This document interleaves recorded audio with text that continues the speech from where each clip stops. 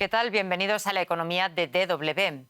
Venezuela podría estar a punto de perder la propiedad sobre Citgo, la petrolera venezolana que se encuentra en Estados Unidos, valorada en unos 13.000 millones de dólares. El gobierno venezolano dijo el lunes que se reserva acciones judiciales contra quien participe en lo que considera venta forzosa de Citgo. La filial de la estatal Petróleos de Venezuela, PDVSA, en Estados Unidos, está en pleno proceso de venta autorizado por un tribunal estadounidense tras numerosas demandas de acreedores por expropiaciones y por deudas que superan los 20.000 millones de dólares. El Estado venezolano adquirió la empresa de origen estadounidense en 1990.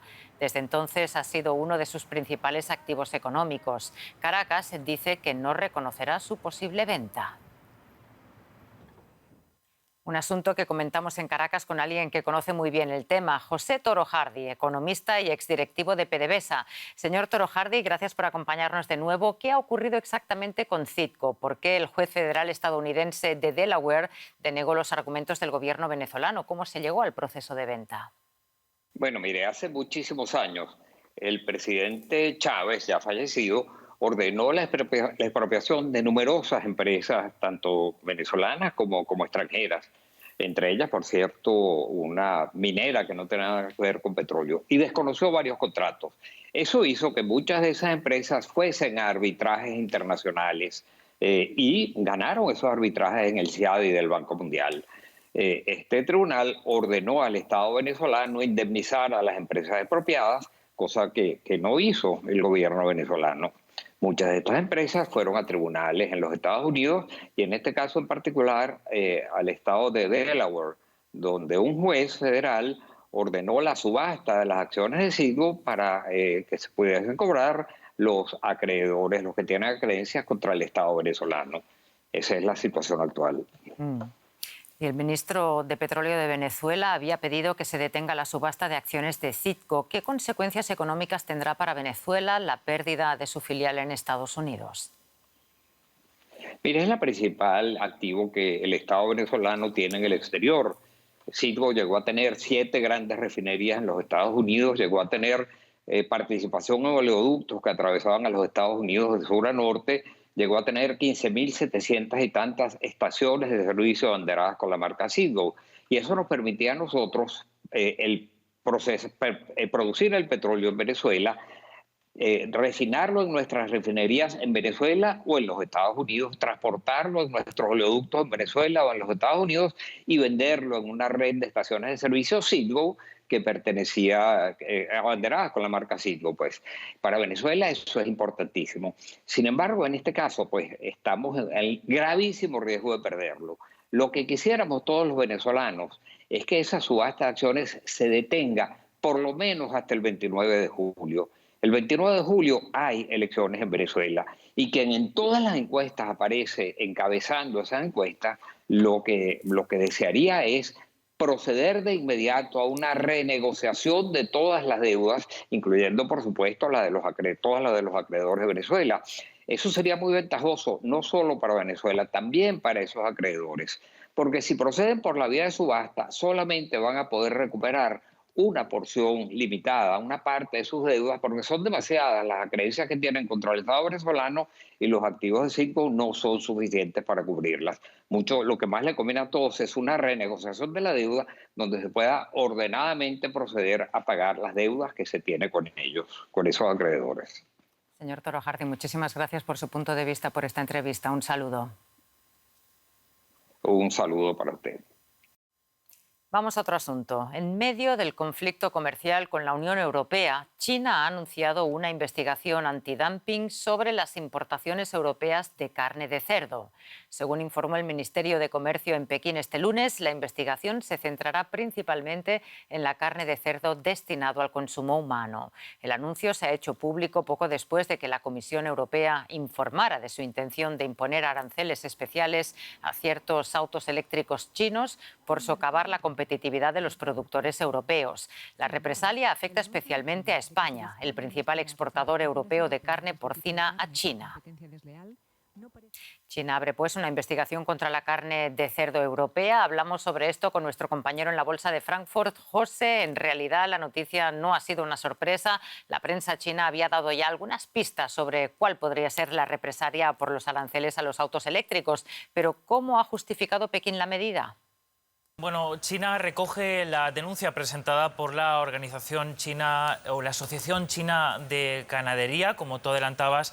Era un movimiento que la prensa oficialista china ya de alguna forma había adelantado, pero al que al parecer esa denuncia fue recibida por las autoridades chinas el pasado viernes, y hoy lunes las autoridades chinas deciden iniciar esta investigación que en todos los niveles se considera como una represalia, ¿no?, por la medida anunciada por parte de Bruselas de tomar medidas contra los coches importados desde China. Tenemos que decir que este paso dado por China no va a tener una consecuencia inmediata. Por lo menos, Rosa, se abre un plazo mínimo de un año en el que las autoridades chinas deberán investigar esa denuncia presentada por la Asociación China de Ganadería. Muchos consideran que, como les decía, es una represalia porque también en esa denuncia se utiliza, como por ejemplo explica el diario South China Morning Post, lenguaje como sobreproducción de carne de cerdo, que recuerda, Rosa, mucho también al lenguaje utilizado por las autoridades en Bruselas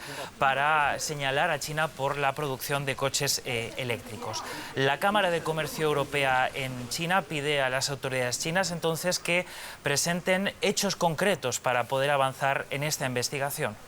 Bueno, José David, y España es el principal exportador europeo de carne porcina a China. ¿Cómo ha reaccionado el gobierno español y, sobre todo, cuál puede ser el coste económico de esta represalia?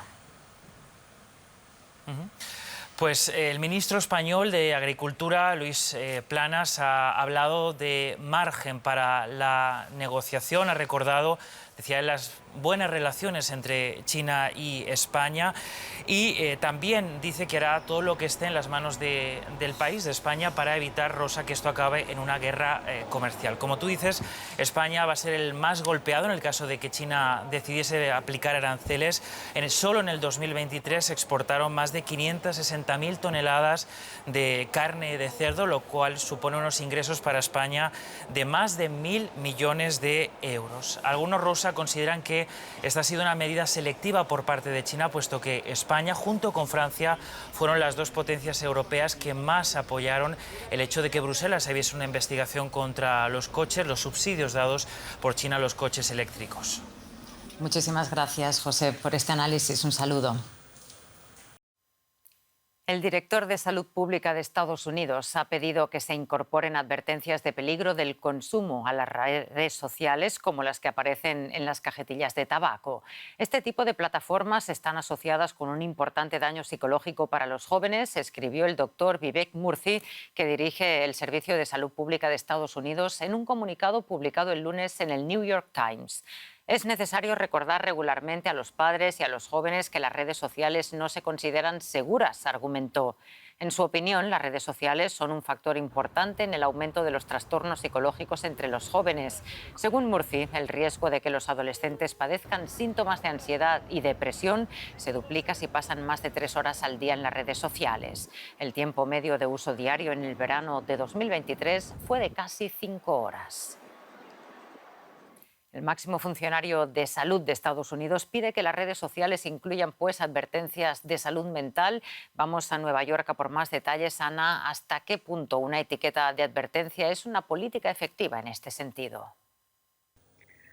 Morsi dice que estas etiquetas, para lo que necesitaría autorización del Congreso, serían un recordatorio regular para padres y adolescentes de que los medios sociales no son seguros.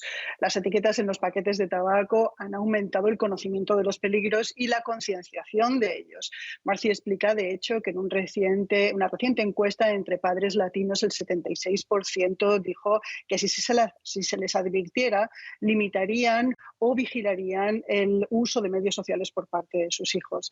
Pero el director de Salud Pública cree, no obstante, que esto no es suficiente y, de hecho, ha recordado que el año pasado hizo una serie de recomendaciones que todavía siguen siendo prioritarias, como por ejemplo una legislación para evitar el abuso y la explotación, además de la exposición a contenidos violentos y de sexo, que es a donde suelen llevar muchos algoritmos. También se pide que los medios eviten el manejo de datos de los menores y que hagan público cuáles son los daños que pueden causar mentales a sus usuarios. Padres, médicos, escuelas, la sociedad en su conjunto debe jugar un gran papel, dice Vivek Murthy, y de hecho pide que en las escuelas haya momentos, tanto en la instrucción como en las interacciones sociales, en las que no se utilicen los teléfonos celulares. Ana, la escuela es justamente uno de los lugares en los que también se tiene que trabajar este problema. ¿Qué se está haciendo al respecto? Pues en Florida y en Indiana se han prohibido recientemente el uso del teléfono celular en todas las escuelas. Y en Nueva York la gobernadora está estudiando algo que podría tener mucha influencia en otros estados. De momento, ahora mismo en Nueva York se está hablando prácticamente de aula a aula, ni siquiera de escuela a escuela. Cambia dependiendo del profesor. En los últimos 12 meses se está citando mucho el trabajo de un psicólogo de la Universidad de Nueva York, Jonathan Haidt, que ha publicado un libro sobre la generación ansiosa, que está siendo un bestseller, y que aboga porque no se den teléfonos inteligentes antes de que se llegue al instituto a los menores y que no se deje entrar en redes sociales a menores de 16 años. El alcalde de Nueva York también ha pedido a los padres que no den teléfonos celulares a menores de 14 años y tanto la ciudad como el Estado ha participado de las muchas demandas que hay por problemas de salud mental y por los problemas de adicción que generan a las empresas de medios sociales. Y sin duda los padres escuchan todo esto con mucha atención. Muchísimas gracias por el análisis, Ana. Muchas gracias. Y también gracias a ustedes por su atención y confianza. Pueden ver estas y otras noticias en nuestras redes sociales. Yo me despido hasta la próxima ocasión.